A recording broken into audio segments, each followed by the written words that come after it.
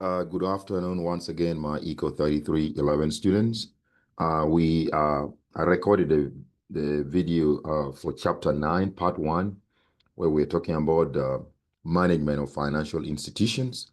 So we went through broadly in that part 1, the general overview of how we do balance sheet analysis, balance sheet entries.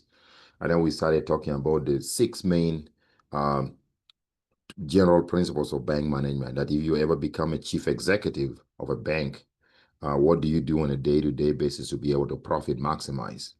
So we talked about liquidity management, we talked about assets management, and then we talked about liability management.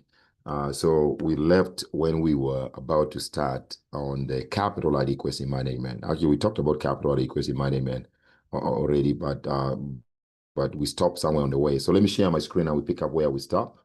We almost, so what we did was in the earlier part 1 of this recording, we talked about already this liquidity management. We talked about asset management. We talked about liability management, and we stop here.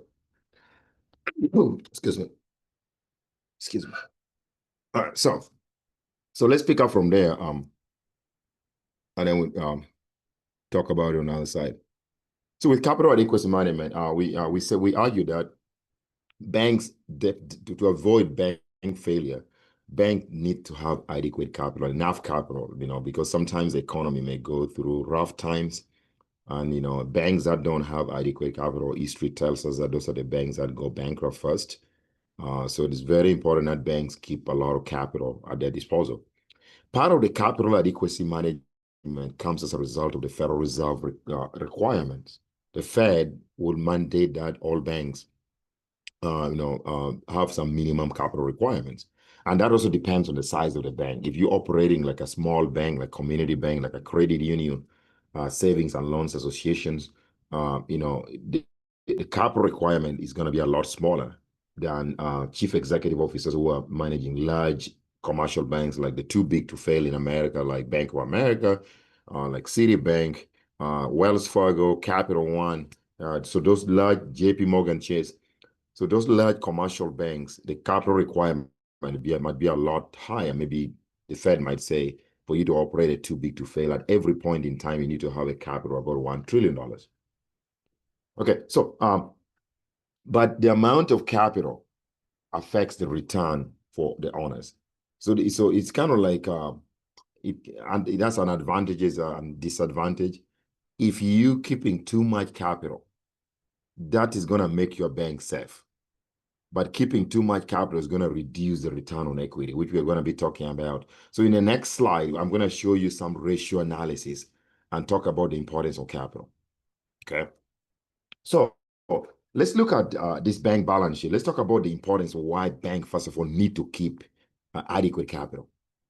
So I want you to stare at the first balance sheet, the balance sheet above here, this balance sheet here. There are two balance sheets in one. So this is scenario 1. We stop here because the balance sheet is assets and liabilities. This is going to be the second scenario. So I have two types of bank here. I have a high capital bank and I have a low capital bank. So those two banks, when you compare their, assets, they have very similar assets. This bank has a reserve of $10 million. The high capital bank, the low capital bank also has the same size of reserve of $10 million. This bank has a loan size of $90 million. This also has $90 million. And then on the right-hand side, this bank has a deposit of $90 million, the high capital bank.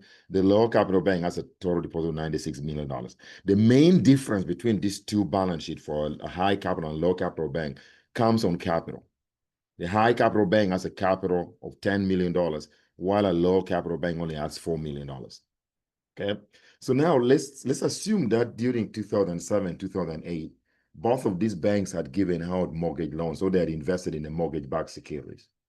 Okay, so as we're going to be seeing even in the next chapter on the financial crisis, most banks in the United States suffer huge losses on their balance sheets as a result of what? As a result of the economy going on a terrible recession in 2007, the financial crisis of 2007. Okay, but before I proceed, I want to ask you guys one question. I know there's nobody here on Zoom, but I'm going to ask and answer it myself. But what is the key role of capital on a balance sheet? So the main role of capital is on a balance sheet is to cover any potential loss on the asset side of the balance sheet. So if you suffer a huge loss on your asset side, capital should be able to cover that. And if you don't have enough capital, because a balance sheet must remain into balance, because capital is always what? Is on the liability side of the balance sheet, and assets are on the what? The asset side, on the left-hand side. So okay, so let's look at how the role of capital works here. So let's look at this panel down here. So let's say both of these banks are given mortgage securities, mortgage loans. Part of this $90 million loan consists of the mortgage loans. Part of this $90 million consists of mortgage loans. And each of those banks, let's pretend that they both suffered a $5 million, each of them suffered a $5 million loss. What do I mean by that? So they had given out loans and some customers did not pay back. They defaulted. So when customers default on the loan, the bank is going to have no choice but to write that off the balance sheet. So this bank is going to suffer a $5 million loss on its loan portfolio. So they see its loan size is now down to $85 million. Now, the question is, because a balance sheet must balance, because this bank had a capital size of $10 million, part of that $10 million capital is going to be used to cover this $5 million loss in what? In assets. That's why you're seeing the bank capital for the large capital bank or the high capital bank is going to be drawn down to $5 million, because the $5 million, part of the $10 million has been used to cover what? To cover this $5 million loss on that. So the balance sheet can remain into balance.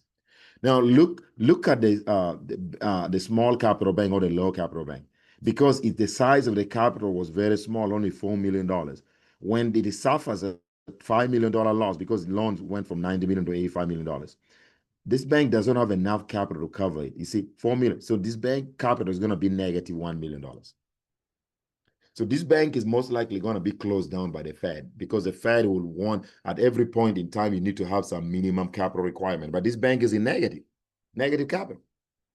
So the key role of capital, why we should have adequate capital always on a balance sheet, even I don't care whether it's a bank or even a company, you're going to be running your company one time, is that you need to have adequate capital so that anytime you suffer some losses on the asset side of your balance sheet, your company suffers some losses, you should be able to have enough capital to cover those losses up. If you don't have enough capital, you're going to get wiped out.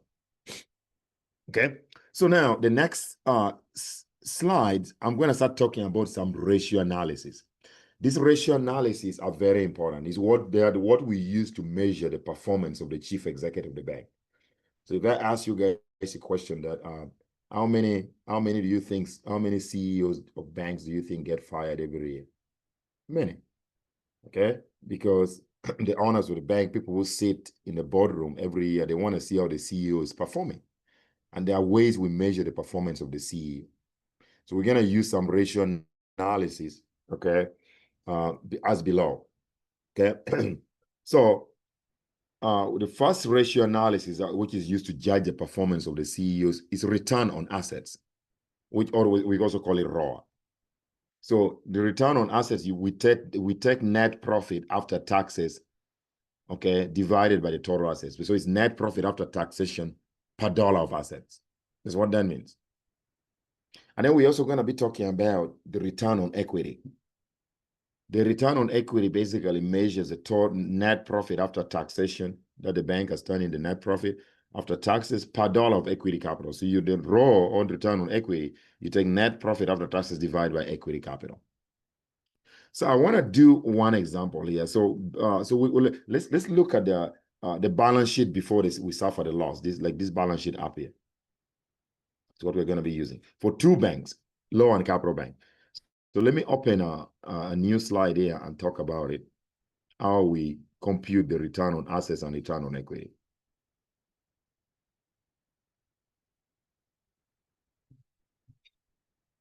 So we can say, so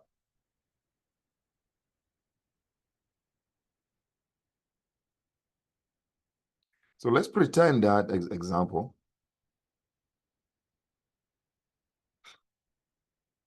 Let's explain that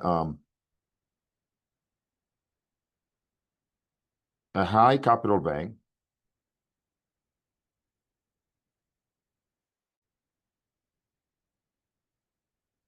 made $5 million in profit, while a low capital bank made, say, $2 million in profit. Okay, so based on the balance sheet,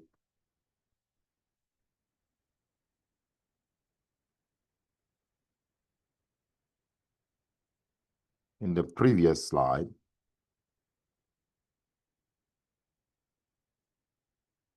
calculate Roman 1, the return on what? Return on assets, which we call ROA. And Roman 2, calculate the return on equity, which we call ROA. Okay, so I gotta open a new slide here and we talk about this.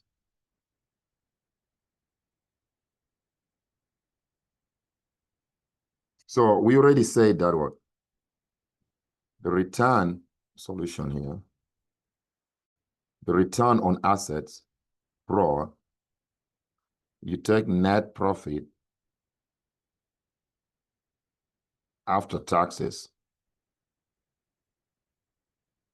divided by total assets. Okay, so for small capital bank, or we call it, let's start with for high capital bank,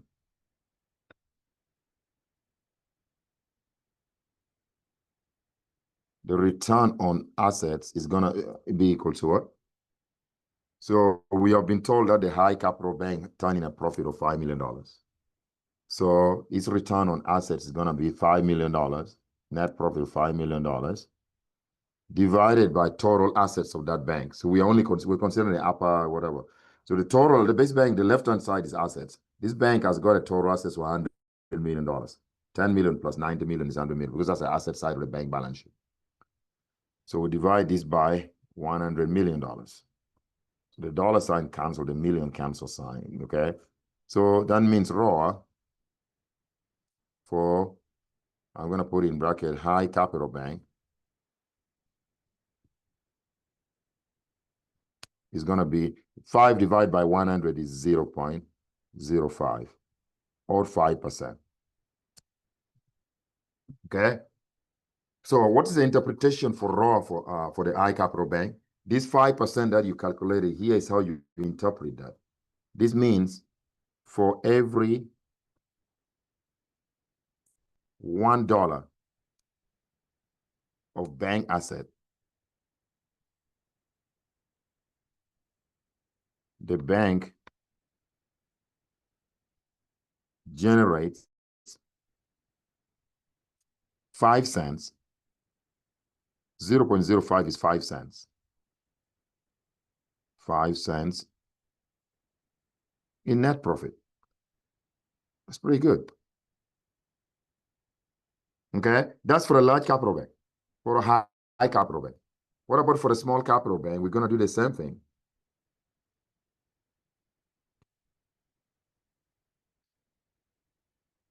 So we're going to calculate ROA for small capital bank, or we're calling it what, low capital bank, or whatever you call it, low capital bank or small capital bank.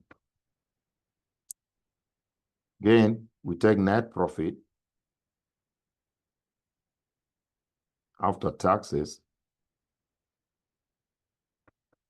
divided by total assets of the small capital bank or low capital bank. So this is going to be the same thing. We have been told in the problem that the small capital bank made a net profit of $2 million. So that means its return on asset is going to be $2 million on top, divided by total assets.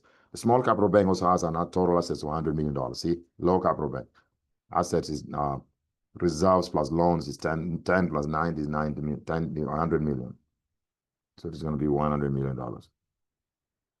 So these, the dollar sign cancel, million cancel. So this is going to be equal to 0.02 or 2%. So the interpretation here is that for the small capital bank, raw, is that for every $1 in asset, the bank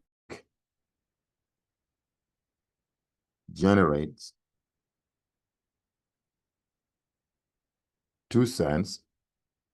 0.02 is 2 cents. 2 cents in net profit. That's the interpretation. So if for every $1 in asset, you're generating 2 cents in profit, what about for every $10? Okay. What about for every $10? That means for every $10, you're generating 20 cents. And for every $100, you'd be generating what? 20 million.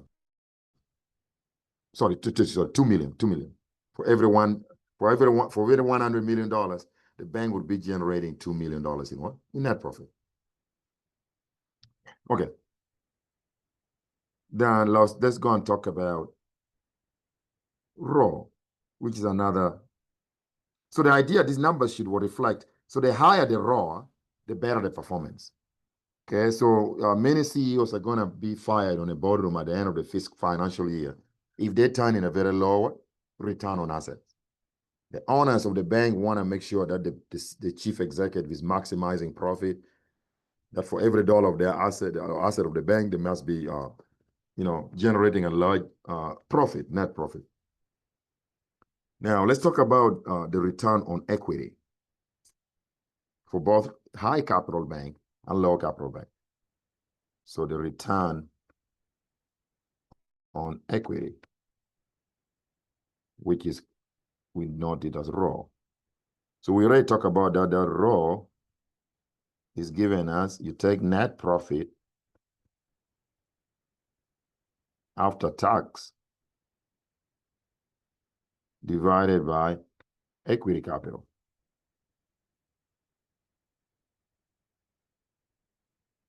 So raw for high capital bank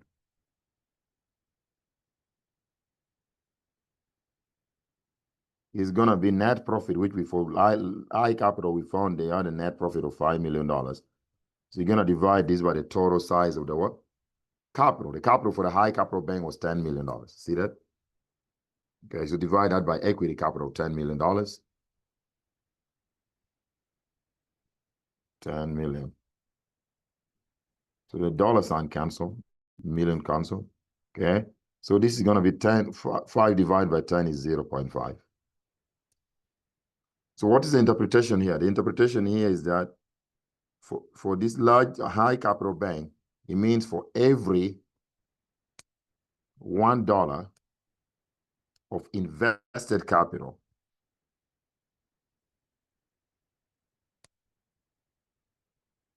the bank is generating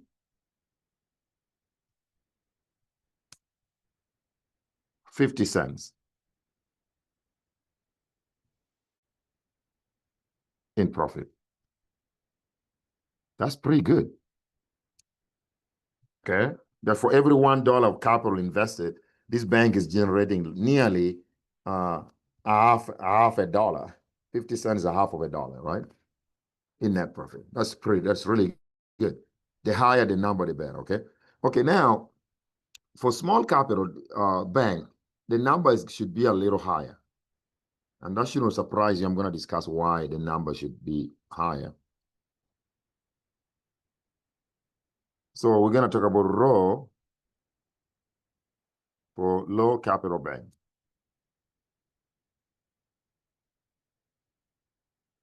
It's going to be equals to, you take net profit after taxes, and that bank has got a net profit of what? $2 million. That's what we've been told. Divided by the size of capital. The capital for the small capital bank was $4 million, remember? You go to that balance sheet. Low capital banks has only a capital of what? $4 million. So million sign cancel. So this is going to be 1/2. So that means the return on equity for low capital bank is going to be 0.52 based on this example. So that means for every $1 of capital investment,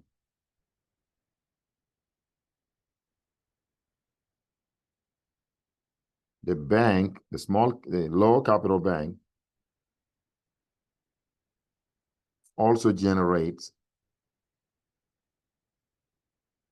50 cents in net profit. So the question is, why is that so? The small capital bank had a very small capital of $4 million. And he also turned out that the profit is low, to only 2 million. The high capital bank had generated net profit 5 million, almost more than twice as a small capital bank. But then the return on equity end up to be the same. Why is that so? It's because look at the formula for the return of equity. There are advantages because the owners of the bank wants you to maximize return on equity for every dollar of capital investment, right? The problem is that if you start with a very large capital, you're not going to be, large capital is going to keep your bank safe because you have adequate capital, but that's actually going to reduce the return on equity because, the equity capital is at the bottom here. So regardless of how much net profit you have at the top, if the equity capital at the bottom here is large, that is going to make this ratio small. Okay? So in this case, if the owners of the bank are meeting at the end of the financial year to see how the CEO has done what he's doing, you cannot compare the return on equity for a small capital bank to the return on equity for a large capital bank. It's like comparing apples and oranges. If you want to see how the CEO of your bank is doing, let's say your bank has got a $10 million capital, your high capital bank, then you need to go and look at the return on equity for other banks with similar capital sizes. Okay? If the return on equity for your CEO still is lower than the return for equity for other banks with similar capital investments, then yes, then that's a reason to fire them. But you cannot simply say, well, compare the return on equity for a large capital bank, a high capital bank with a small capital bank. No, you'll be making a mistake. But overall, while the return on equity is good for that, the bank has got adequate capital, the bank will be kept safe in the event of like some kind of financial turmoil. It reduces, the bad thing is that it reduces the return on equity. Too much capital is going to reduce the return on equity for every dollar invested. Okay? So, and then the last ratio that we want to talk about here is what we call equity multiplier. So we have what we call equity multiplier, or EM.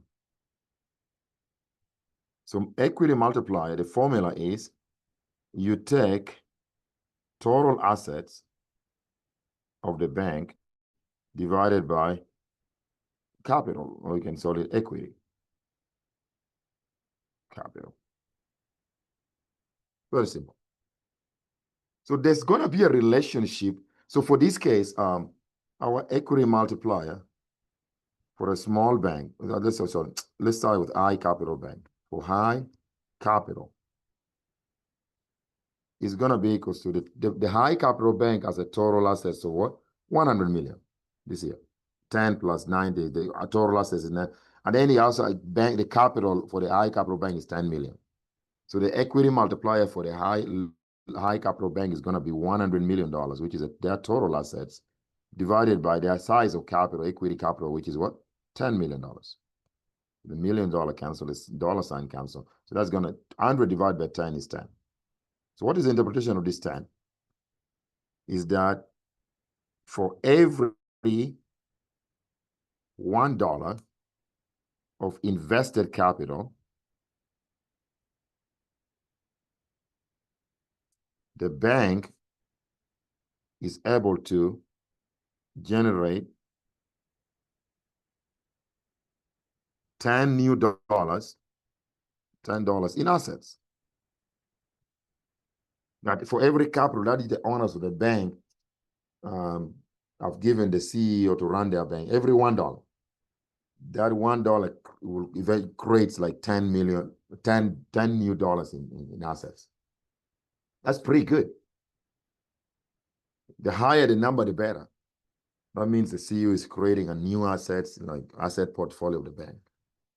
So let's look for the scenario for small capital bank. What's the equity multiplier for the small capital bank here, based on the information that we have on it on the balance sheet? So the equity multiplier for low capital bank.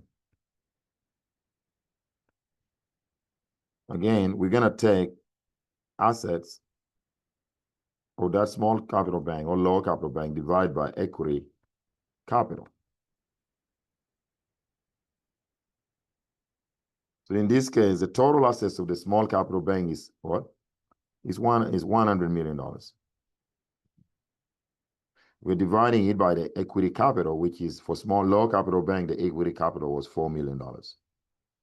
And again, the $1 million cancel. So for small capital bank, the equity multiplier is 100 divided by 4 is 25. It's even much higher. So the interpretation here is that for every $1 of invested capital,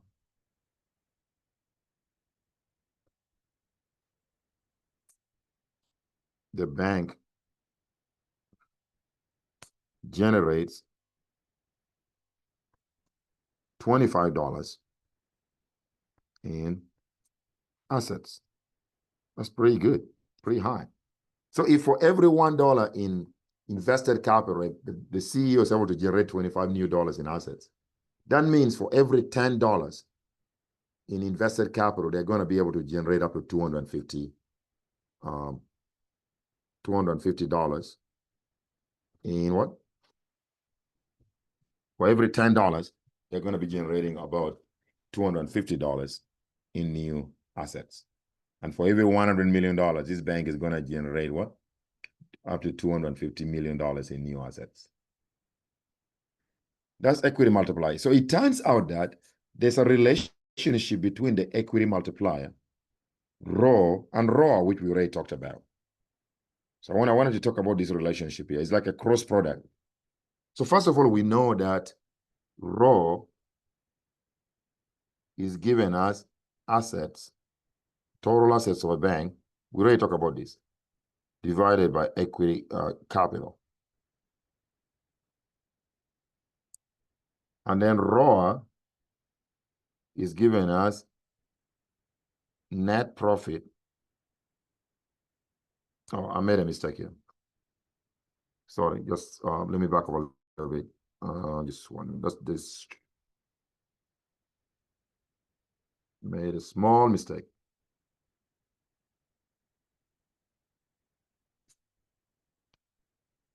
So we're saying, I meant to say, ROE, which is a return on equity, you take net profit after taxes divided by equity capital.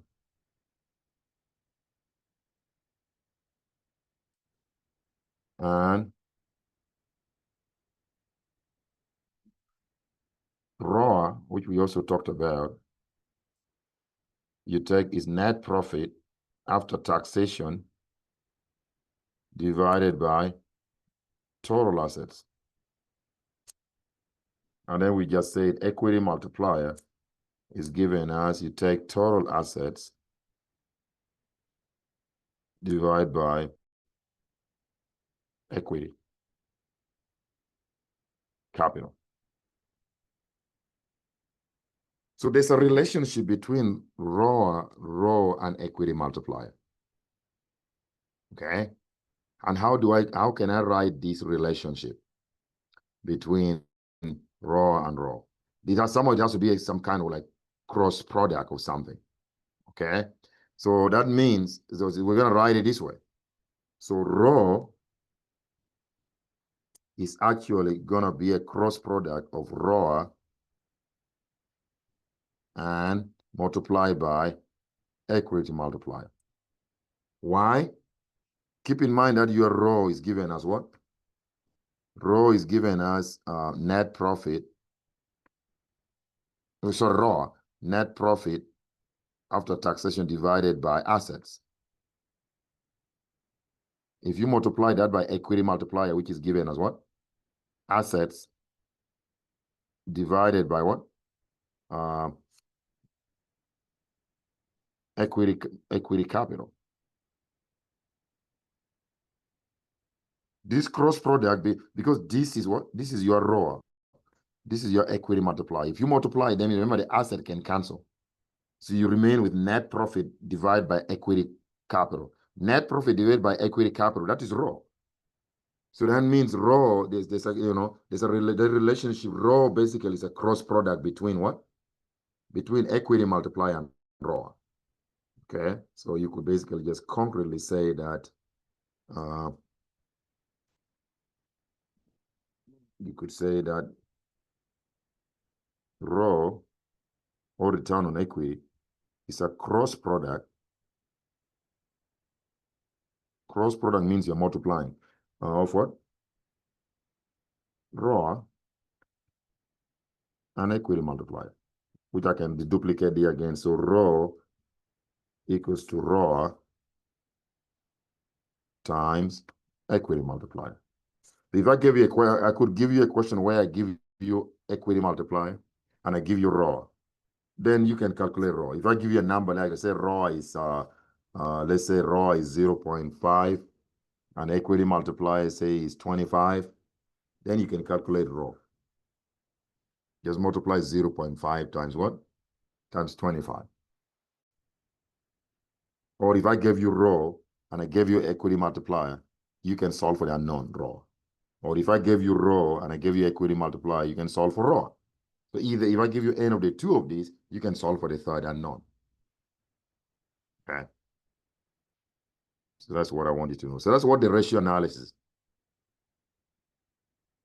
So what we have seen so far on capital adequacy management, the trade-off. Okay, when a bank is deciding to have capital, adequate capital or enough capital, there's a trade-off. Trade-off is between safety and the return on equity. The return on equity to equity holders. Because we have seen that when a bank keeps adequate capital or too much capital, that's going to keep the bank safe. But that's going to reduce the return on equity. And vice versa. If the bank does not keep enough capital, that bank is not going to be safe. Because we're saying that history tells us that banks with inadequate capital tend to go bankrupt in event of a financial turmoil. But limited capital means the return on equity is going to be very high because you're dividing net profit after tax by dividing it by equity capital at the bottom. So if equity capital at the bottom is small, meaning the bank has got inadequate capital, that's actually going to maximize raw, the return to equity holders. But the cost is the bank is going to be unsafe. So the trade-off is between safety and the return on equity. Having adequate capital will benefit the owners of the bank because they will know that their bank is safe. But it's going to be costly to the owners of the bank because the higher the bank capital or equity capital, the lower is the return on equity. So that's a trade-off I'm talking about. But the choice of capital sometimes depends on the state of the economy and the levels of confidence. So most of the time we've seen most American banks, if the economy is projected to go into a terrible recession, the idea there is that many times customers who have taken loans from the banks are going to default. Because if companies go bankrupt, private companies that have taken, like, say, business loans, they're not going to be able to pay back the loan. Or even ordinary Americans, if they're laid off from their jobs during a terrible recession, terrible economy, they're going to be bankrupt and they cannot pay back the loan they owe the bank. So the bank is going to lose. So sometimes when a bank is projecting that the economy is gonna go to a terrible recession, they start beefing up the bank with a lot of capital to keep the bank safe. But if they know the economy is gonna be doing well, you don't need to have a lot of capital sometimes. Just have a good enough manageable strategy. Let's talk about some application here. So strategy managing capital. So as if you're the manager of, say, First National Bank, you have to make decisions about appropriate amount of bank capital to hold in your bank. Our discussion of strategy managing bank capital leads to the conclusion that, which deserves particular emphasis, a shortfall of bank capital is likely to lead to a bank to reduce its assets, and therefore is likely to cause a contraction in what? In lending. So that's what we call a capital crunch. You can summarize it this way, which I'm also going to talk on the next slide. A capital crunch leads to a credit crunch. This all is true. If banks don't have enough capital, then they're going to be less likely to lend money, because they know that lending money would be reckless if you don't have enough. What about if the customers don't pay you back? If you don't have enough capital to cover those losses, then you could go bankrupt. So a capital crunch means inadequate capital or decrease in capital is going to lead to a decrease in lending overall. That's what I mean by that. And we can see a more further application during the financial crisis, the global financial crisis of 2007 to 2009. Many banks in the United States had given out invested in the mortgage-backed securities. And then customers defaulted on their loans. Because when you default on your loan, that means the assets of the bank, the loans are going to be written down. So the bank capital is going to be reduced, meaning that the banks are going to suffer credit crunch. So from that time, when banks suffered credit crunch because some of the capital had to be used to cover the losses on the asset side of the balance sheet, banks further contracted lending to the economy. They further reduced lending to Americans and to companies in the United States. So that's a classic example that a capital crunch is going to lead to a credit crunch. We talked about that. So that is it about capital adequacy management. We not talk about that. We talked about this ratio analysis. And then the other thing that we should be managing is managing credit risk. So if you're the chief executive of the bank, you wake up every morning and you'll be staring at your loan portfolio and making choices or decisions going forward. Are you going to be lending to risky borrowers in the economy, or you're gonna lend funds mostly to what they call prime borrowers, borrowers who have high credit ratings, who are more likely going to pay your money back? Or you're going to mix it up, have some mix of take some credit risk, but also balance it with safe assets, like safe loans. So there are different tools that the banks can employ to ensure that they're managing credit risk correctly. One of the most important tools that they use is screening and monitoring of customers. So if you go apply for a business loan or a personal loan, the banks are going to screen you properly. They're going to run your credit, check your credit scores, make sure that you have not defaulted in the past. Because if you defaulted in the past and you're going to ask for a new loan, you are now a credit risk. There's a higher probability that you're going to be defaulting. But if they pull your credit history and they find that, you borrowed money from other banks or several banks in the past, and you made payments on time and you finished paying them, you don't owe anybody money, you didn't default on any loan, that means you're not a credit risk. You're most likely going to get a loan again. And then the other thing that banks do to minimize credit risk is specialization in lending. What do I mean by this? This is especially for smaller banks like credit unions. Okay, they do specialize in lending. The idea is that if a bank is not specializing, where a bank is lending money to all industries, they're lending in construction, they're lending money to retail sector, to service economy, to tourism, it comes with a risk. So because sometimes you, as a lender or as a bank, you need to study the different industries and understand the dynamics in each of those industries, which can give you an idea of when to lend and when not to lend.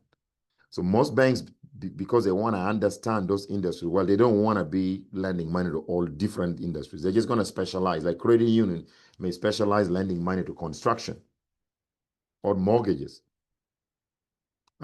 So they can study. So if a small bank concentrate most of its lending on to construction industry, they will study that sector very well. They understand the off and the peak season and off peak season in what? In construction. So it guides them when to lend funds and when not to what? To loan money. That's very important. And then the other thing that banks are going to do to minimize credit risk, they're going to monitor and enforce restrictive covenants. Restrictive covenants, remember from chapter 8, these are legal documents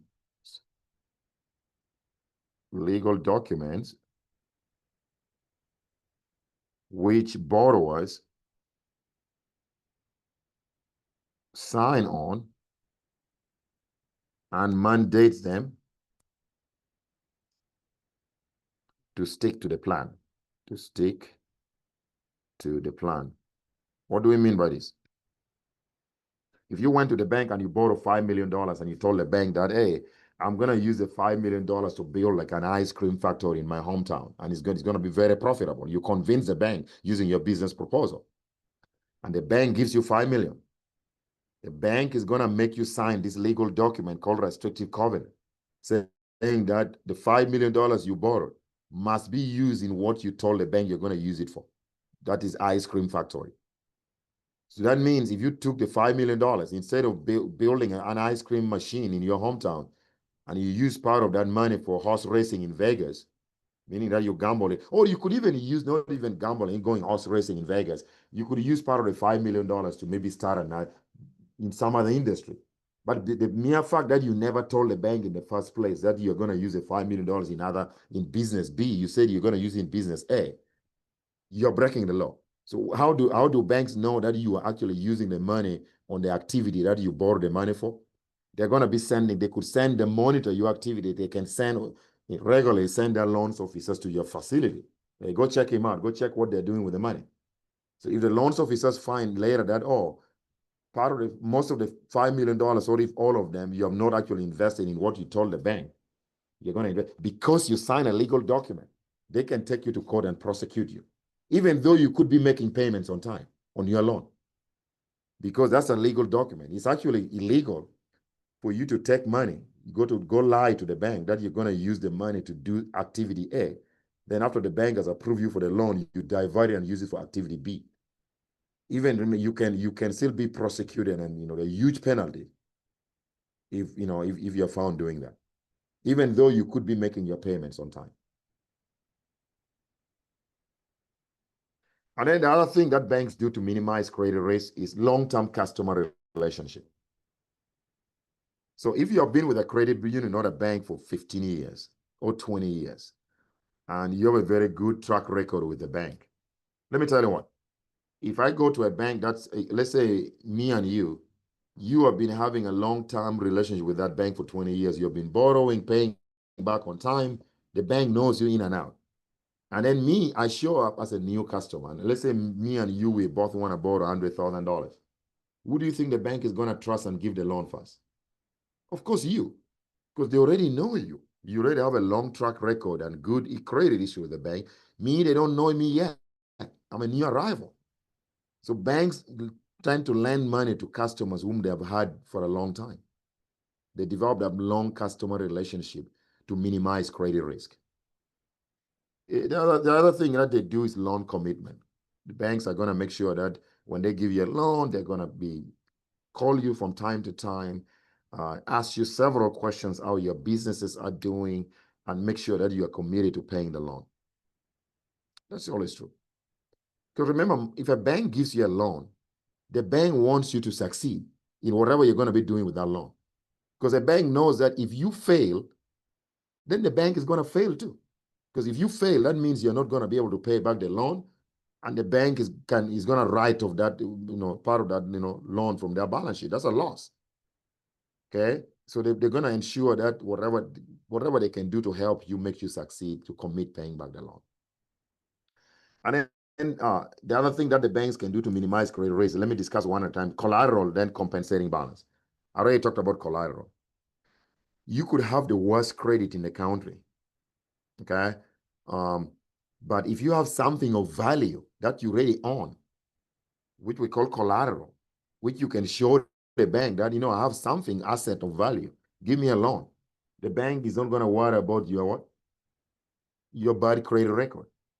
For example, if I have a house which is $5 million, which is fully paid off, and I have the title to that house, and I walk into a bank wanting to borrow just $1 million, the bank is going to give me $5 million in $1 million in hard, as long as I leave my house title with them, because the bank now knows they have the title to your house. Should you default paying the $1 million, they're going to come after the house and sell the house to recover their money. So that reduces the credit risk. If customers whom you're giving the loan have given you something of value that you can come after in case they fail to pay back the loan, that minimizes credit risk. And then the other thing is what we call compensating balance. Compensating balance is kind of similar to collateral, but it's not really exactly. Okay, so let's say you went to the bank and borrowed $1 million. The bank might require you, mandate you that as long as you owe them money on that loan, you're paying on that loan. Every time you must have a separate account with them or with another bank, which they can, a verifiable account that shows that you have money, you're capable. They might say at every point in time, you must have at least a positive balance on your account of, let's say, $50,000 minimum. So that $50,000 minimum balance that you must have on your account at all times when you're servicing a loan is what we call a compensating balance. And then the last thing that banks can do to minimize credit risk is what we call credit rationing. So credit rationing is the idea that you go, let's say somebody wants to borrow $10,000 or $10 million. The banks are going to run your credit history. They're going to check your credit and you're going to find out, look at your income compared to how much you want to borrow. The bank loans officers may come back to you and say, well, man, based on your income, we don't think you can take $10 million at this time. It's a big risk. Then they're going to suggest to you, you ask for 10 million, the bank are going to say, why don't we start with $2 million? Because we think $2 million is something that you can afford. But at this point in time, we don't think you can manage $10 million. That's what we call credit rationing. In an extreme case scenario, you're going to ask for $10 million. If the bank goes and check out your credit and look at your income and they find out that your credit is really bad and or maybe your income is very low, they may say, why don't we start from zero? Meaning that they're going to outrightly deny you credit. So all the different forms, those are all different forms of credit rationing. They can outrightly deny you credit, or they may decide to you a low amount than what you initially requested. The rationing credit. Okay. So that is it about managing what? Managing credit risk. And then no, let's talk about one of the last most important things that chief executives of banks do. And that is going to be what we call the interest rate risk management strategy, managing interest rate risk on a balance sheet. We're going to start by doing what we call a gap analysis.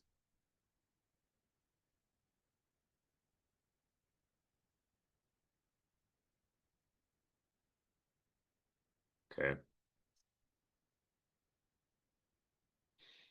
So let's start by doing what we call a gap. So the topic is managing what? Interest rate risk.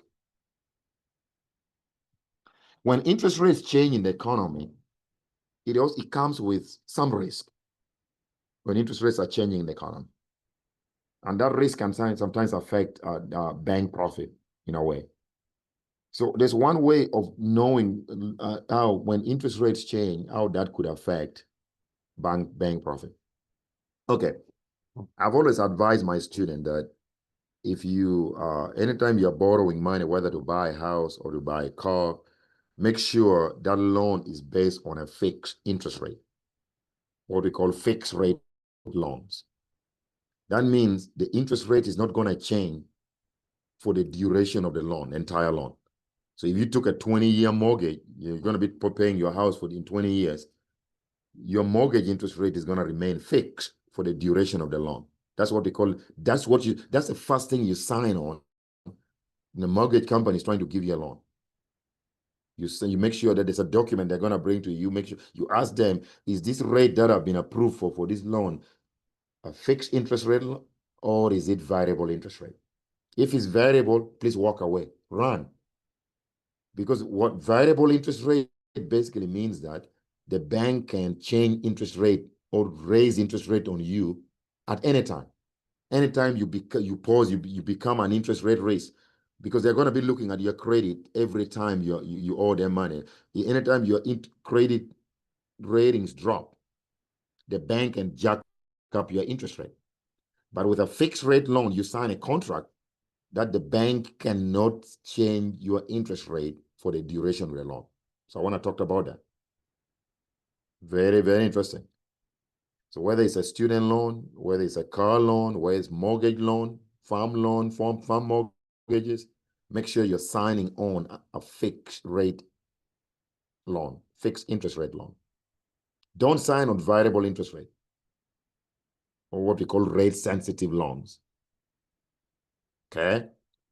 So the banks themselves are in the same dilemma like you are. When you look at the bank balance sheet and you look at the asset side of the bank balance sheet, the bank might have given out loans to customers like what I'm telling you. Okay, so let me ask you, why do banks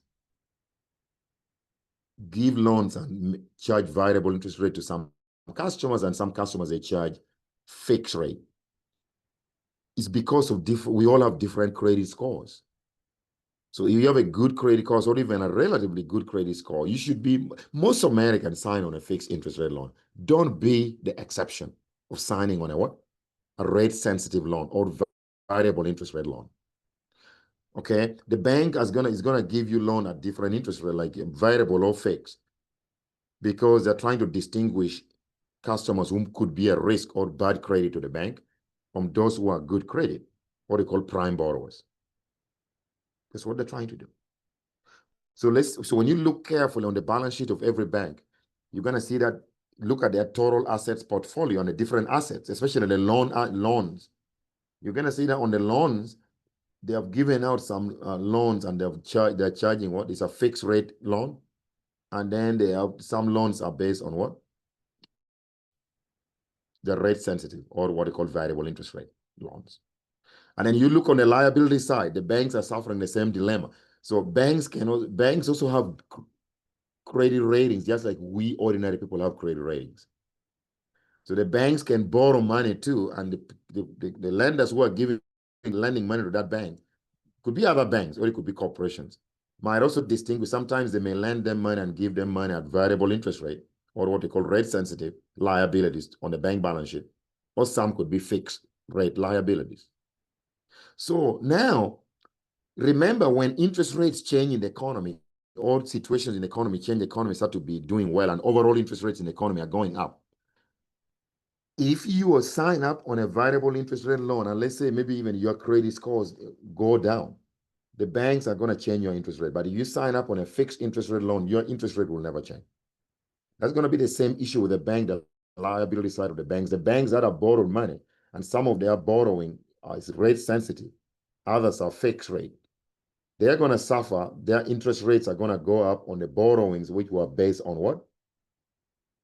Rate sensitive loans or variable interest rate loans.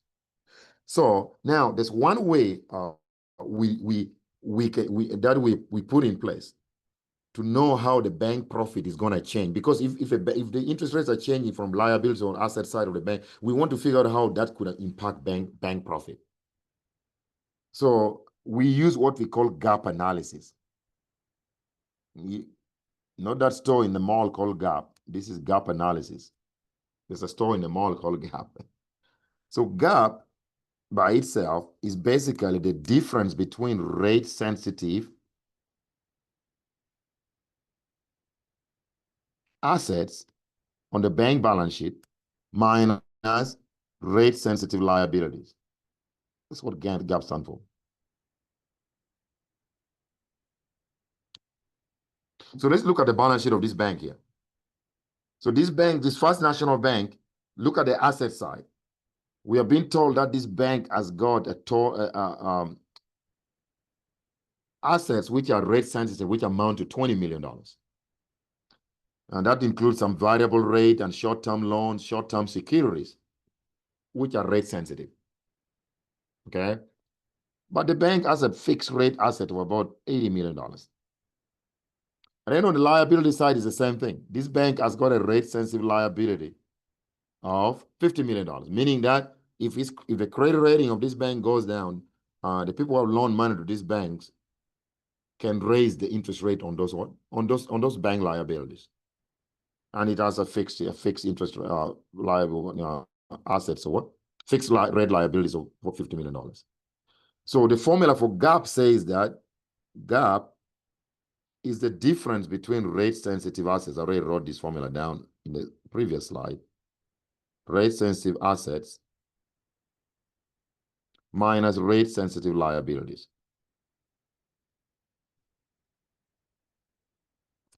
So in this case, rate sensitive assets are $20 million. So that's going to be 20 million minus $50 million. So gap here for this bank is going to be $30 million. Now the question is, what if interest rates change in the economy overall? How would this bank profit change? So we're going to do what we call a basic gap analysis. For the scope of this class, I'm just going to be looking at it. But there are other types of gap analysis which I'm going to define for you, but you're not going to be responsible in doing the calculation. Just know what it is. So the basic gap analysis goes like this. It's basically a formula which we want to use to show how the bank profit would change if interest rates are changing in the economy.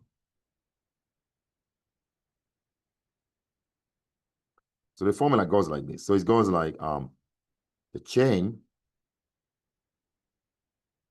in bank profit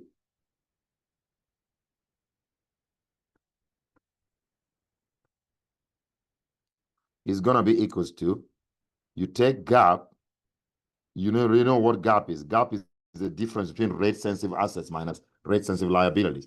And then you multiply that by change in interest rate. That's the formula, very simple formula.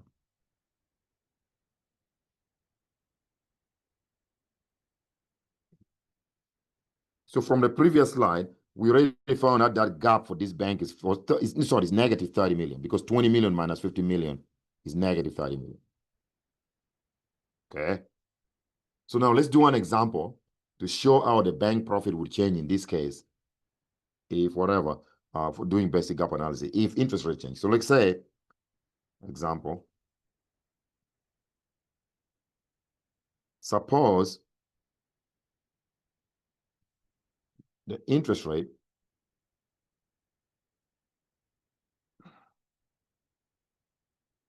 increase by 5%.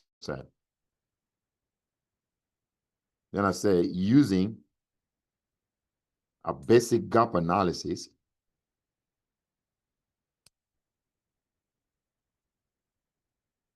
what would happen to the bank profit?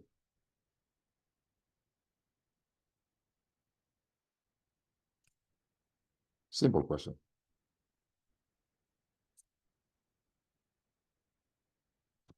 Okay, so let me open a slide here and we can discuss it all there.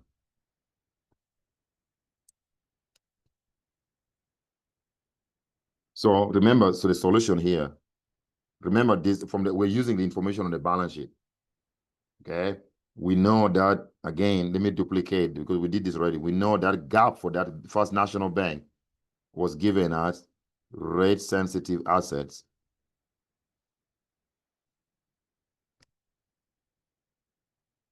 minus rate sensitive liabilities.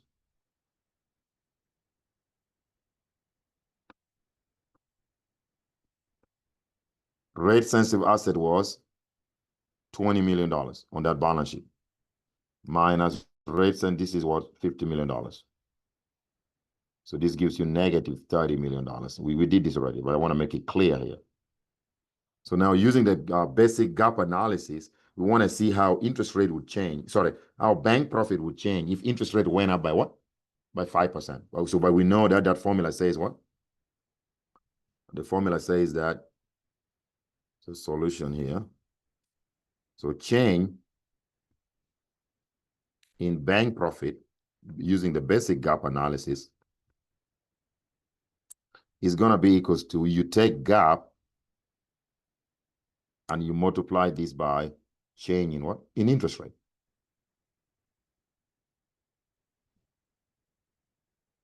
So now you always watch the wording on my test. So when I say interest rate increased by 5%, that means a positive. Increase means positive. Sometimes I may say, suppose interest rate increased from 5 to 10%. That's still a 5% increase. If I said, suppose interest rate decreased by 5%, then the change here would be negative 5%. So you need to be very careful. The use of the language. So the gap here is going to be negative $30 million. You multiply that by 5% in decimal. What is 5% in decimal? 0.05. You need to use decimal. 5% is 0.05. So that means the change in the bank profit is going to negative 30 million times 0.05. That's going to be negative $1.5 million. So this bank is going to lose money. Okay. Now let's do another example. What about if, suppose, oops, what am I doing?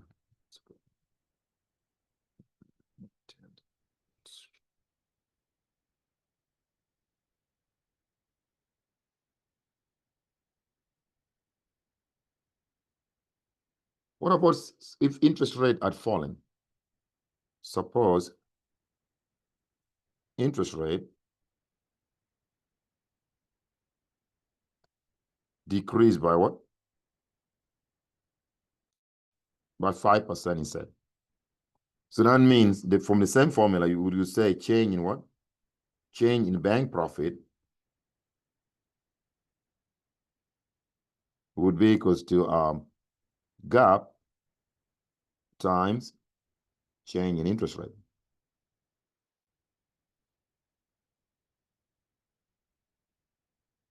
So in this case, gap is negative $30 million times negative 0.05, because interest rate has decreased. That means it's negative. So a negative times a negative is a positive. So that means the bank profit would instead increase by $5 million instead of decrease. So what we have, and then another thing that you should know, what about if the rate sensitive liabilities were smaller than rate sensitive? Because in this example, our rate sensitive asset was 20 million and rate sensitive liabilities was 50 million. That's why we're getting the size of gap to be negative. But if the rate sensitive assets were positive, were more than rate sensitive liabilities, gap would be a positive number. So, but we can summarize this though. So here's the summary of it all. Okay. Summary of what we just talked about. So number one, if rate sensitive assets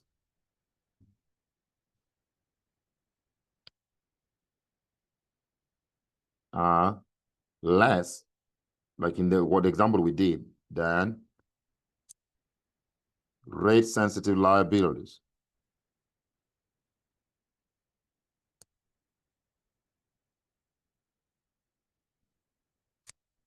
an increase in interest rate, an increase in interest rates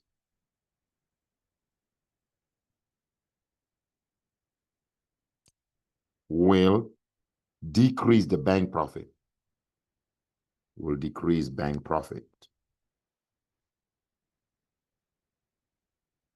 and vice versa.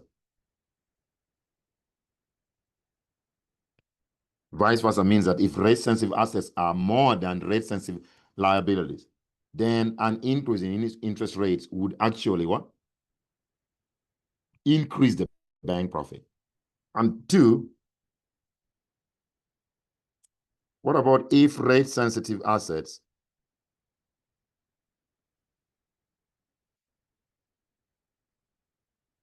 are more than rate sensitive liabilities?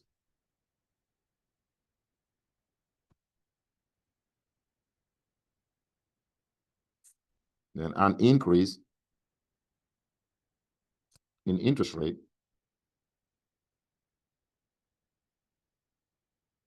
will increase the bank profit. Now you see the connection. Bank profit and vice versa. So if rate-sensitive assets, again, are more than rate-sensitive liabilities, when interest rates are increasing in the economy, that will increase bank profit and vice versa. Vice versa means that if rate-sensitive assets are more than rate-sensitive liabilities, a decrease in interest rate would actually decrease bank profit. So from a CEO perspective, if you're running a bank and you're a chief executive, because interest rate poses risk to your profitability, okay? If you know that interest rates are about to increase in the economy, like the first case, the smart strategy is to have more what? More rate-sensitive assets on your balance sheet than rate-sensitive liabilities, because your bank would, then your profit would go up. You're not going to allow the first case scenario where rate-sensitive assets are less than rate-sensitive liability. You know what I mean? Because there you're going to lose money. And the converse is true. If you're predicting that in the near future, interest rates are going to decrease, then the best strategy is to have actually more rate-sensitive liabilities than assets. You'd make profit. Okay? So that's a summary of those basic gap analysis. Okay? So again, I duplicated the formula here. Basic gap analysis, you take rate-sensitive assets minus rate-sensitive liability, which is what they're calling gap, times delta means change. This is change in interest rate. So I wrote it in problem. Must equal to, so change in bank profit equals to gap times change in interest rate. That's a formula I want you to know. And the example that I did, that I'm gonna bring, I could bring you some examples on the test or homework like that. You need to calculate this in order to be comfortable and have the implication of what this means to you as a CEO running a bank. Because as a chief executive, you're going to be having economists or econometricians or statisticians who are going to be predicting what interest rate might happen in the economy, how interest rate might change in the economy. So if you are predicting that interest rates are going to increase in the near future, the smart strategy is to have more rate-sensitive assets on your balance sheet than liabilities, than rate-sensitive liabilities. But if you're predicting that interest rates were going to decrease in the near future, then the opposite of what I said is true. You should strive for maintaining more rate-sensitive liabilities on a balance sheet than rate-sensitive assets to be able, if the goal of the firm, of the bank, is profit maximization. Okay. Okay, so there are other types of bank gap analysis, but I just want you to know the definition. I'm not going to ask you to do the calculation. One of them is what we call the maturity-backed approach to gap analysis. This measures the gap for several maturity sub-intervals. What do we mean by that? So when you go back, according to the maturity back approach, which I'm defining, I'm not going to ask you a question and try to solve it. We're going to look at, okay, right now we lump all these assets and just call them rate-sensitive assets. But what the maturity back approach does, they look at the different maturity of different, because this could be some different types of loans. Some loans might be due in 6 months. Some might be due, it might be due in 1 year, 2 years, 5 years, and so on and so forth. So the maturity-backed approach is going to account for the different maturity sub-intervals on your assets and on your liabilities. The banks might have also borrowed money, and some of this borrowing is due in a short period of time. Maybe it's due in 6 months or in 1 year, 2 years. So maturity-backed approach is going to account for the different degrees of sub-interval of when those loans are due or assets are due and rate-sensitive liabilities are due. That's what it does. Then the last type of gap analysis, standardized gap analysis. This accounts for the various degrees of rate sensitivity. So again, let's go back to the what? To this balance sheet.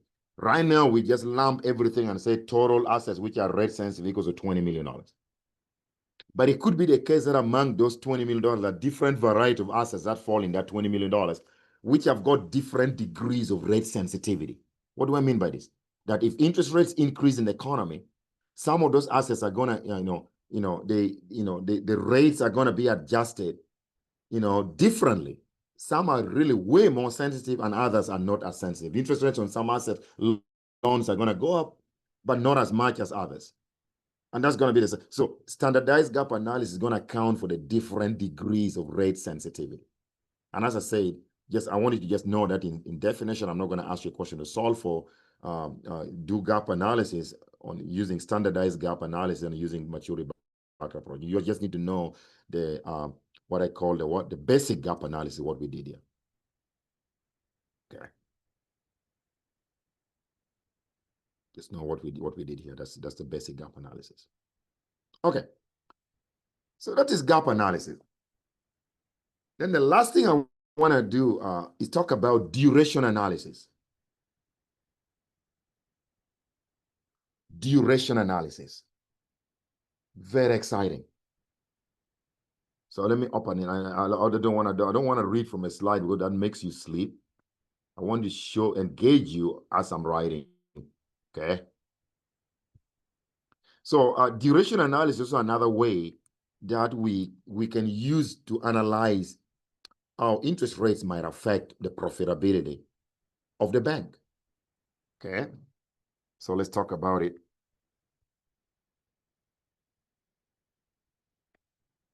Duration analysis.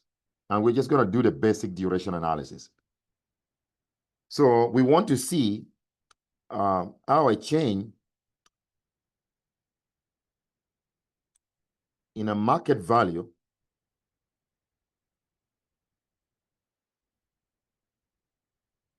of a security. I think I use in the textbook, we use security H. You can use in the letter of the alphabet. That's just a notation of some security. The security can be an asset. It could be a liability. So this is going to be the same thing as the percentage change. So I forgot to write this as percentage change in a market value of a security H. This is going to be equal to, you put negative sign and you put, that's going to be percentage change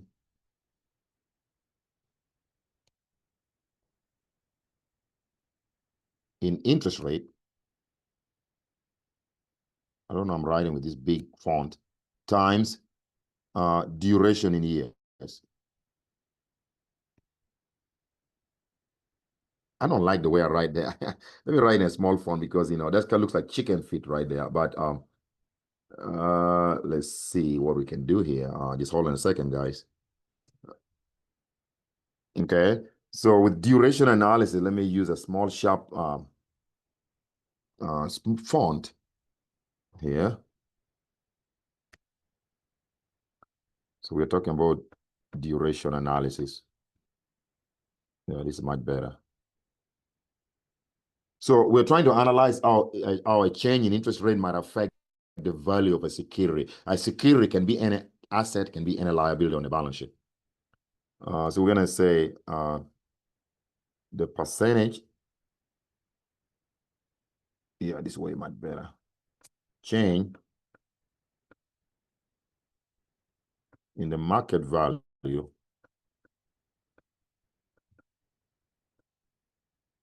of some security, which we're going to call it what? Security H. You can use any letter of the alphabet. That is going to be equals to negative sign. There's a negative sign in the formula. Percentage change in interest rate multiplied by duration in years.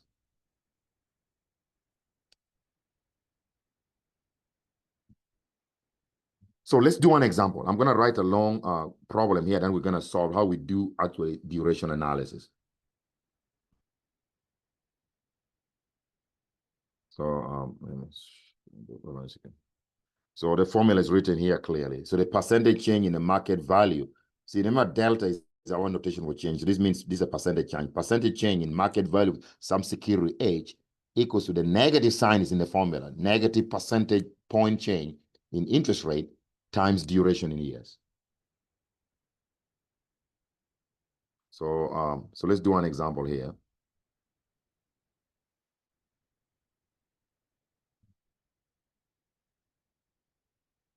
I'm going to write a long, let me use that. Okay. So example.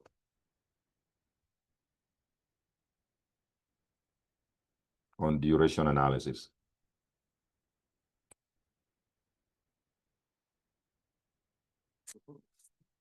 So we're going to say, suppose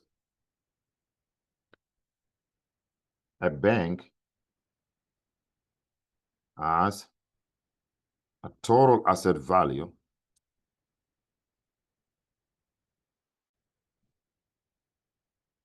of $100 million with the average duration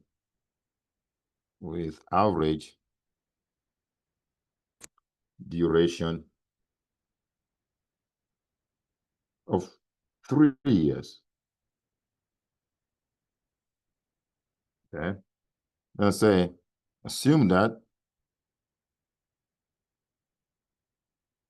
the bank has a total liability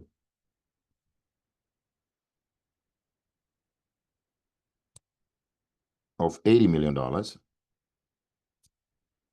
with the average duration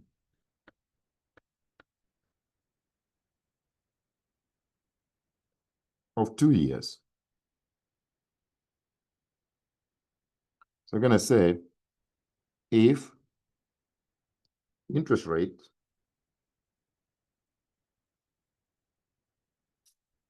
increase, let's use the same number, 5%,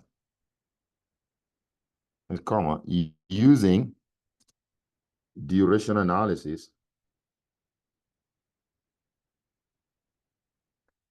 comma, calculate Roman 1,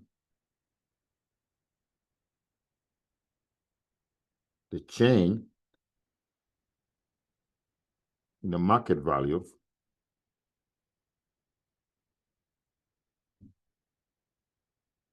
of assets. Roman 2, the change, calculate the change in the market value of liability. Market value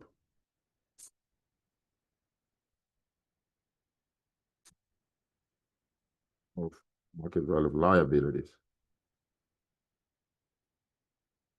And then 3, calculate the change in net worth.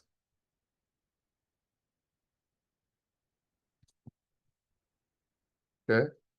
So it's a kind of a long question. Suppose a bank has got a total asset value of $100 million with average duration of 3 years. What does that mean? That basically means assets could include loans. Maybe the bank has also invested in like treasury bonds. Maybe they bought bonds that are maturing, 2-year bond, 3-year bond here and there. Loans are coming are due in 3-4 years. So when you get the average of the duration when those assets are what the bank is supposed to collect on those assets, be it loans or securities, they all have the average duration of 3 years. And then the bank has also borrowed money because those are liabilities. Total liability is $80 million. And the bank is supposed to pay back those loans on average in 2 years. So, but if interest rates increase by 5%, we want now to use duration analysis to calculate what the change in the market value of assets would be. So we already talked about this. Okay, so let me open a new sheet. Then we can solve this problem.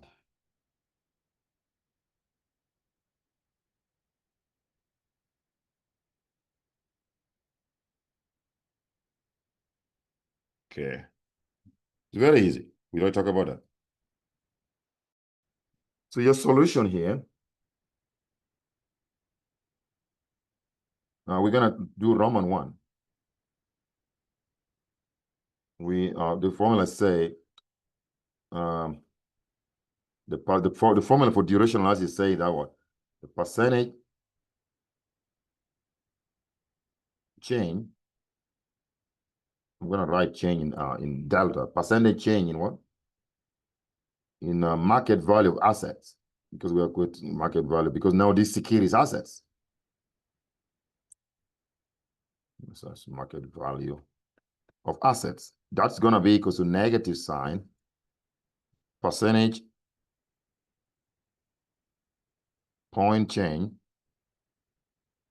delta means change, in interest rate times duration in years. That's the formula. So in this case, there's a negative sign here. Actually, it's good always to put it outside the bracket so you don't forget it. Okay. So negative, the percentage point change in interest rate. Interest rate increase by 5%. 5% in decimal is 0.05. You don't enter 5. You have to write it in decimal. If interest rate increased by 10%, that would be 0.1. If it had increased by 20%, it would be 0.2. That should be in decimal. Then multiply this by the average duration in years. Assets have duration of 3 years. We have been told in the problem. So that means the value of the assets are gonna, when you multiply 0.05 times 3, that's gonna be negative 0.15. Negative 0.15 is also gonna be the same as negative 15%. So you know what means your assets are going to decrease in value by 15%. Okay? Or in dollar terms, your original asset value was $100 million. So that means in dollar terms, the asset is going to lose value. The change in asset, percentage change, is going to be equal to what? Change in asset value. It's going to be negative 0.15 multiplied by the original asset value, which was $100 million. So that means this assets has lost value equals to negative $15 million. Value has gone down $15 million. That's Roman 1. So Roman 2 said we should calculate also the percentage, do duration analysis by calculating how the value of liabilities have changed. So again, here we're gonna go Roman 2.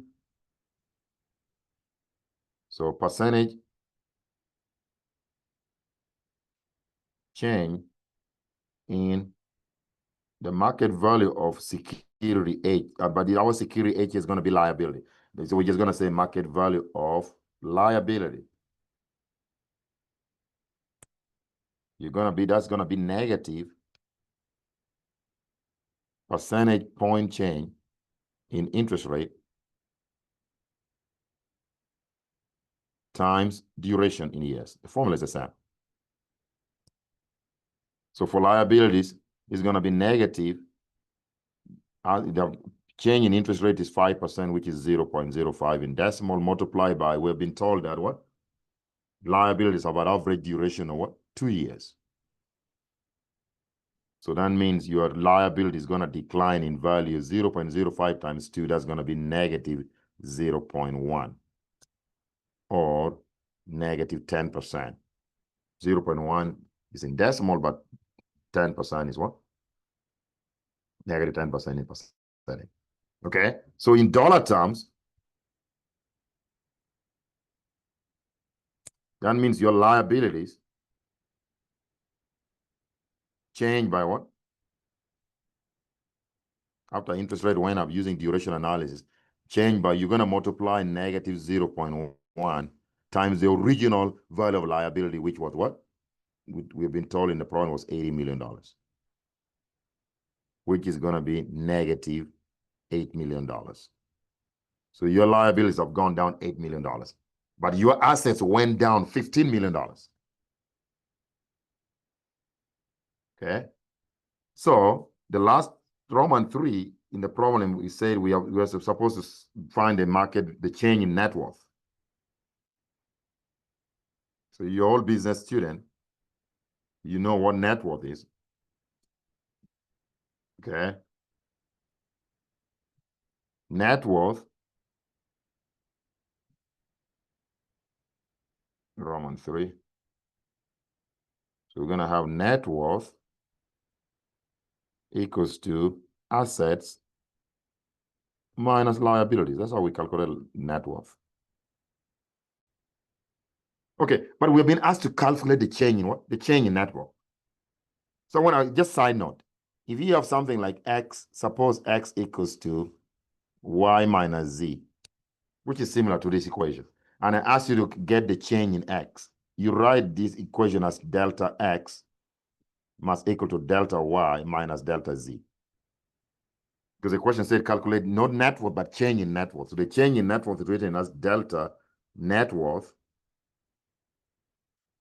must equal to delta assets, change in assets, minus delta liabilities, which is the same thing as change in liabilities.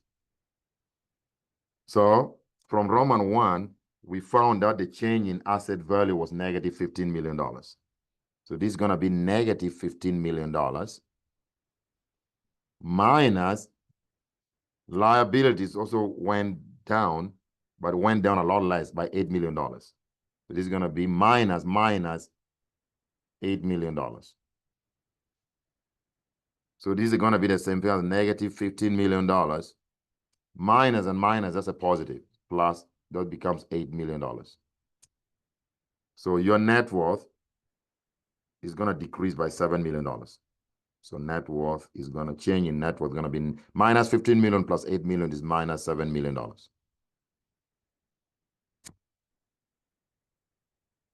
Okay. So that's what we're going to do. So now, from a CEO perspective,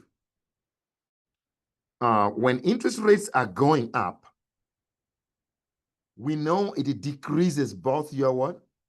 It decreases the value of your assets, but it also decreases the value of your liabilities. So which among those do we want to decrease, the value to decrease more? Of course, you want the value of your liabilities to decrease more than the decrease in the value of your assets. And look at the formula for liabilities. What's the best possible way to ensure that even your liability should have gone down even more? That means if you are CEO of a bank and you anticipate interest rate to be going up in the near future, what you should do, you should lengthen the duration of your liabilities.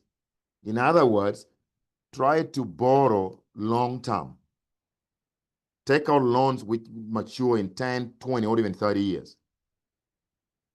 Because if the duration is high, let's say we had this one to be 9 or 10 years, your liabilities would have gone down a lot more.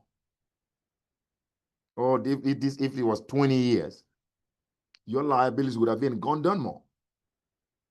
And then for assets, you want the value of assets not to go down a lot with increase in interest rate. So how can I make sure that my assets did not lose 15% value? You must minimize on the loss on the value of your assets as much as you can. And the best possible way to do that is to shorten the duration in years of your assets. So when you're giving out loans and you're anticipating that interest rates are going to be going up in the near future, make sure you give loans, short-term loans, because if 3 was actually 2 or 1, our asset value, if it was 1, asset would only decrease because it would be 0.05 times 1 times this negative, asset would only go down by 5%. So here's the summary of it. Okay, before I talk about the summary, what about if interest rate are decreased? If I put on the question that suppose interest rate decreased by 5%. If the interest rate are decreased by 5%, remember there's a negative sign on the formula already. then this percentage change here would be negative. So in negative times a negative, this number would be positive. So that means if interest rates are supposed to decrease, your assets would go up instead by 15%. And then from a CEO perspective, how would you actually make sure that your asset goes up in value by more? In that case, you would be lengthening the duration of assets.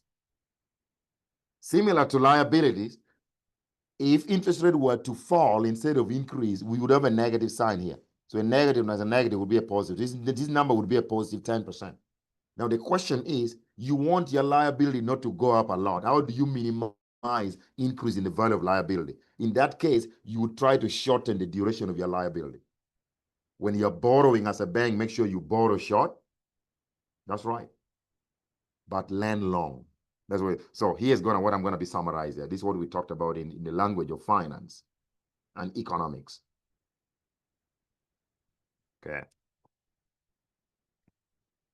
So here's your summary. What we discuss is that one, based on duration analysis,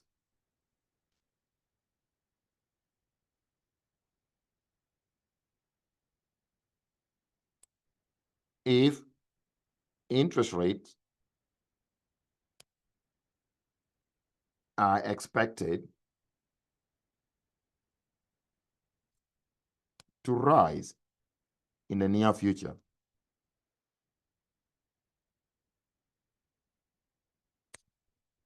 the bank must strive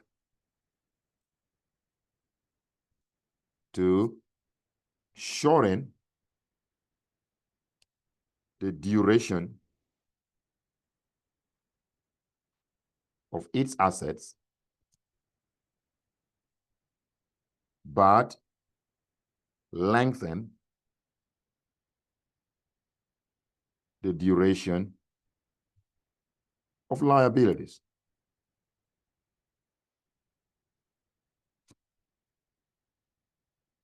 And vice versa.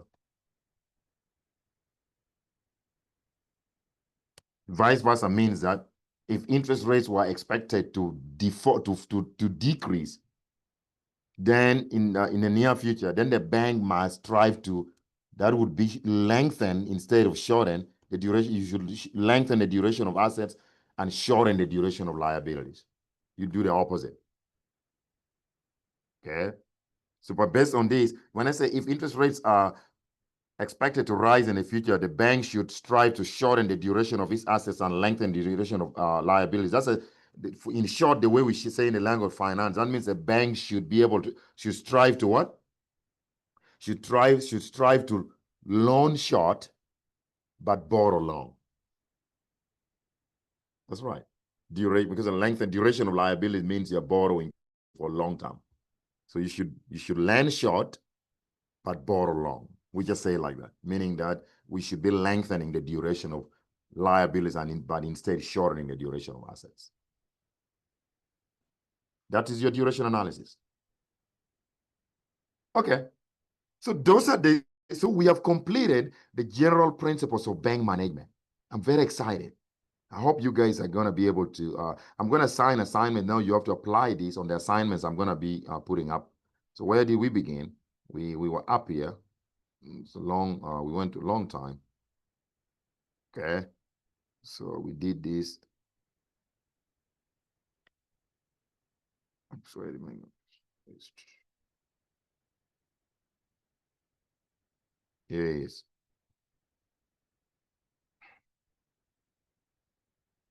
There you go. So here the general principle, we have completed liquidity management, asset management, liability management, capital adequacy management, credit rate risk, and interest rate risk. These are the 6 core principles of bank management. If you're the chief executive of a bank, how do you stay profitable? You need to know how to do liquidity management on the balance sheet. You need to know how to do asset management. You need to know how to do liability management. You need to know how to do capital adequacy management, credit risk analysis, and interest rate risk analysis. Okay. But it doesn't stop there. So the last thing that you do, besides all those things that we discussed, are related to the balance sheet. So there's going to be what we call off-balance sheet activities. Balance sheet activities. Okay, one of them is going to be things like loan sales. You might play with how can I sell my loans, or the secondary loan market. Or another one is generational fee income. These are things that you might not be directly tied to your liability. I work for Capital One. I also had a friend who used to work for, but I didn't work in the loans department. I had a friend who worked for Citibank. You know what he used to tell me? That a lot of times banks don't like you to make payments, your credit card payments on time. Think about it. A bank like, say, Bank of America or Citibank or Wells Fargo or any bank that gives credit card, American Express. So if Bank of America has, like, say, 10 million customers who are on a credit card, and let's say all of those 10 million customers did not send their credit card payments on time last month. What do you think Bank of America is going to do? If you default and you don't send your monthly payment on time, the Bank of America is going to charge you with what they call finance fees. So each of you who defaulted on sending your monthly credit card payment on time might be subjected to a $75 fee. Plus, the bank may actually jack up your interest rate because now you become a credit risk to the bank. They may raise the interest rate on your credit card. So think about it. If $10 million of Bank of America customers default and each of them is being slapped with a $75 fee, how much money is that? Bank of America would have raised $75 million there just on the fly. That's what we call generational fee income. They can get fee or whatever, fines here and there. But their fees can also be generated by what they call banks can operate and give out expert advices to customers. Like, during the financial crisis, the banks were advising investors how to service their mortgage-backed securities. They were also advising people what they call creating special structured investment vehicles, which can potentially expose banks to risk as it happened in the global finance. So you can create that SIVs and advise even other banks and other investors, but charge them a small fee for doing that. Okay, because you allow your financial professional to basically, advise investors, okay, structure their investment vehicles and charge them a small fee. Those are some of the ways that banks can, whatever. Then there are trading activities and risk management techniques. For financial banks and engage in financial futures, options for debt instruments, interest rate swaps, transaction in foreign exchange market. Where you buy and sell foreign currency. Okay, you can buy Japanese yen for cheap and then sell it tomorrow and make some profit. Okay. The other things that banks can also do are internal controls to reduce principal agent problem, separation of trading activities and bookkeeping. Now you may want to make sure you do the separation of those two. Bookkeeping must be separated from trading activities. Okay, you don't mix the two. And then limits on exposure to risk, and then what they call value at risk. So when I ask you what is value at risk in finance, we call it VAR, value at risk. Value at risk in finance is the idea that, for example, let me say, if you borrow money as a customer, let's say you borrow $1 million to buy that fancy house, or $3 million to buy a nice house. What is the worst possible case scenario that could happen to you as a family when you are still servicing that loan? Let's say it's a 20-year mortgage. So you could say the worst possible case scenario is what finance people call the value at risk. You estimate the value of that worst possible case scenario. One could be, maybe, what about if you lose your job? That means you're not going to be able to make mortgage payments, and the bank is going to foreclose on you, take away the house. Or what about if someday you screwed up and you didn't pay your insurance and your house catches fire and burns down? Those are the worst case.